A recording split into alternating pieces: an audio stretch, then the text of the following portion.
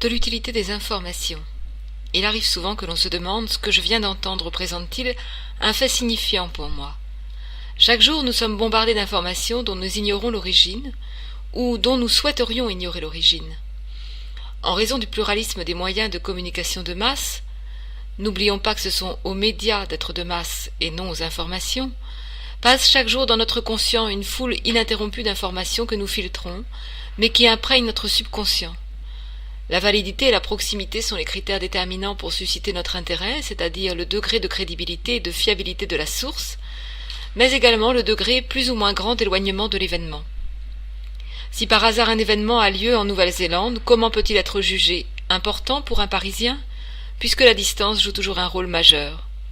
Comment discrimine-t-on les informations? En les classant en faits essentiels et en faits mineurs, pourrait-on dire. Mais sur la base de quels facteurs aurais-je envie de demander? Ici je me référerai à la règle des 3 tamis, ou des 3 passoires du plus grand philosophe de l'Antiquité, Socrate. Le critère de tri, de filtrage d'une information selon Socrate est le suivant. Premièrement, la vérité, c'est-à-dire jusqu'à quel point est véridique un fait survenu, et jusqu'à quel point nous-mêmes nous l'avons vérifié ou recoupé pour vérifier sa validité. C'est donc une question de crédibilité. Deuxièmement, la bonté, qui tient explicitement à celui qui donne l'information. En quelques mots, j'apprends quelque chose de positif ou de négatif. Mais pourquoi faudrait-il que j'apprenne continuellement de mauvaises nouvelles? Pourquoi ne pas plutôt s'enquérir de quelque chose de bon?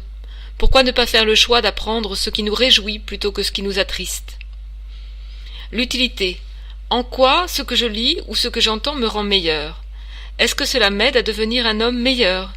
Cette information est-elle utile? Et en quoi est-elle utile?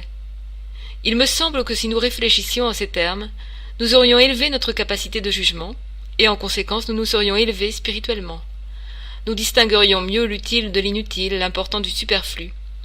À l'évidence, nous nous concentrerions davantage sur l'essentiel que sur l'accessoire, et ainsi nous parviendrions avec succès à discerner ce qui est digne d'être absorbé et ce qui doit être rejeté du cerveau humain.